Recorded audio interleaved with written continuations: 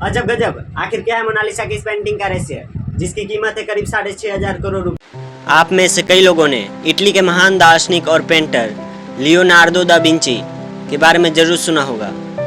यूरोपीय पुनर्जागरण काल में कई महान दार्शनिक हुए, जिनमें से वे एक थे। इनके द्वारा बनाई गई पेंटिंग मोनालिसा आज भी एक मिस्ट्री बनी हुई है। आखिर इस पेंटिंग में ऐसा क्या है जिसे लेकर कई विशेषज्ञ इसमें काफ़ी खोजबीन कर रहे हैं। इसी सिलसिले में आज हम इस पेंटिंग के रहस्य को जानने की कोशिश करेंगे। आपकी जानकारी के लिए बता दें कि आज इस पेंटिंग की कीमत करीब 867 मिलियन डॉलर है, जिसकी वैल्यू भारत में करीब 6,500 करोड़ रुपए हैं। लियोनार्दो दा विंची ने इस पेंटिंग को साल 1503 में बनाना शुरू किया था। साल 1517 तक आते आते भी इन्होंने इस पेंटिंग को बनाना जारी रखा। लियोनार्दो को सबसे ज़्यादा दिक्कत मोनालिसा के होठ को बनाने में आ रही थी। मोनालिसा के सिर्फ होठ को बनाने में करीब उन्होंने 12 साल लगा दिए थे। मोनालिसा की पेंटिंग का सबसे बड़ा रहस्य उसकी मुस्कान का है। पिछले लंबे समय से कई विशेषज्ञ उसकी रहस्यमय मुस्कान का अध्ययन कर रहे हैं। मोनालिसा की ये रहस्यमय मुस्कान अलग अलग एंगल से देखने पर अलग अलग दिखती है। अगर आप किसी एक एंगल से इसे देख रहे हैं तो ये मुस्कान हंसती हुई दिखेगी, वहीं दूसरे एंगल से देखने पर उसकी मुस्कान फीकी पड़ जाती है। कहा यह भी जाता है कि लियोनार्दो ने जिस औरत की ये पेंटिंग बनाई है वह अपने भीतर किसी राज को छुपाए हुए है। इसी वजह से मोनालिसा की मुस्कान काफ़ी रहस्यमयी है। कुछ सालों पहले एक डॉक्टर ने इस रहस्य से पर्दा उठाते हुए ये कहा था कि मोनालिसा के ऊपर के 2 दांत टूटे हुए हैं। इस वजह से उसका ऊपरी ओठ थोड़ा सा अंदर की तरफ दबा हुआ है। साल 2000 में हार्वर्ड के एक न्यूरो साइंटिस्ट ने मोनालिसा की इस पेंटिंग पर रिसर्च करने के बाद ये बताया कि मोनालिसा की मुस्कान कभी भी नहीं बदलती, बल्कि आपका माइंड सेट जैसा रहता है वैसे ही मोनालिसा की पेंटिंग आपको दिखती है। अगर आप खुश हैं तो आपको मोनालिसा मुस्कुराते हुए दिखेगी, वहीं अगर आप दुखी हैं तो मोनालिसा की ये मुस्कान फीकी पड़ जाएगी। हालांकि आज भी ये पता नहीं चल पाया कि मोनालिसा कौन थी, अर्थात जिस लड़की की तस्वीर को लियोनार्दो ने बनाया था वो लड़की भी इस पेंटिंग के तरह रहस्य ही है। वहीं एक थ्योरी का कि ये कहना है कि मोनालिसा कोई और नहीं बल्कि खुद लियोनार्दो ही थे।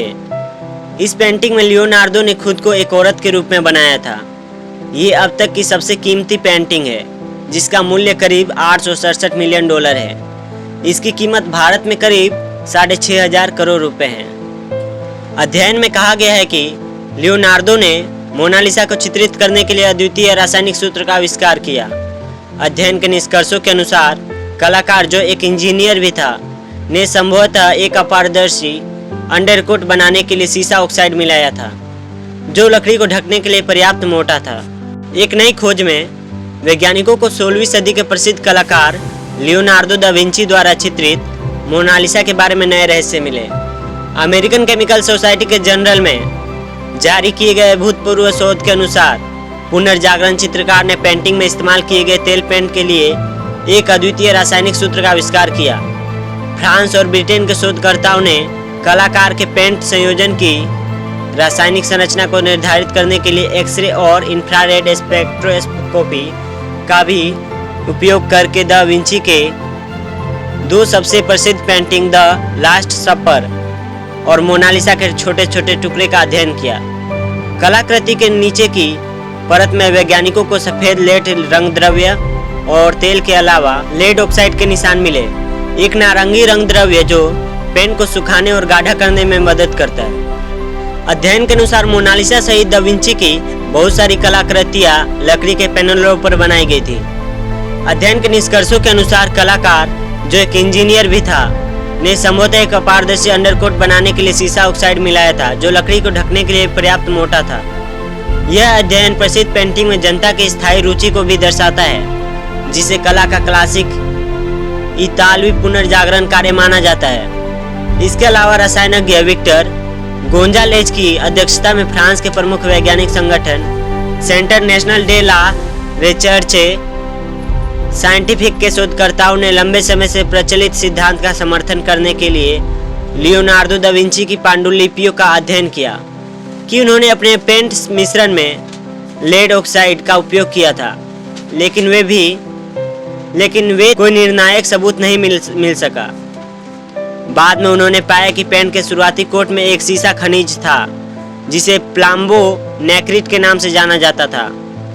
उनके अनुसार प्लाम्बो नेक्रिट का निर्माण लेड ऑक्साइड और तेल के बीच रासायनिक प्रतिक्रिया के परिणाम स्वरूप कुछ महीने पहले एक इतालवी कला शोधकर्ता ने मोनालिसा पेंटिंग के पृष्ठभूमि में दिखाई देने वाले पत्थर के पुल के पीछे के रहस्य को सुलझाया था।